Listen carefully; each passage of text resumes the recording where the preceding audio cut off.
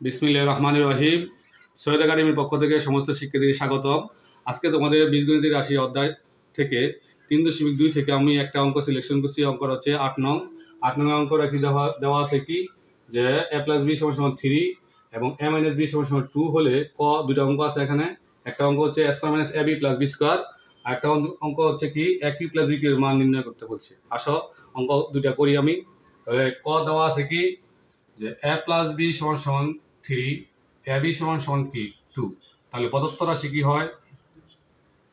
প্রদত্ত রাশি = a² - ab + b²। তাহলে আমরা যদি a² + b² একদিকে রাখলাম আর মাইনাস ab কি পরে নিলাম, কারণ কি a² + b² সূত্র আছে। a² + b² সূত্র কি a + b হোল² মাইনাস কি 2ab আর মাইনাস আছে কি ab। তাহলে a + b হোল² ঠিক রাখলাম, এখানে দুইটা ab, এখানে আছে একটা ab, কটা ab হলো? তিনটে ab।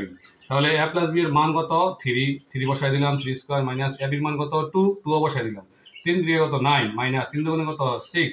তাহলে 9 এর থেকে 6 বিয়োগ দিলে কত? 3। তাহলে ব্যাপারটা কি অনেক কঠিন? অবশ্যই না। তাহলে পড়া অনেক তাড়াতাড়ি হয়ে গেল। এখন আসো চট করে আমরা খড়া করে ফেলি।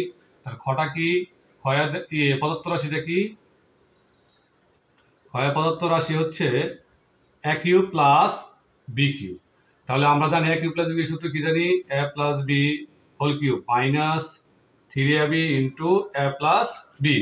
এখন মান বসানোর পালা। মান বসালে a + b এর মান কত?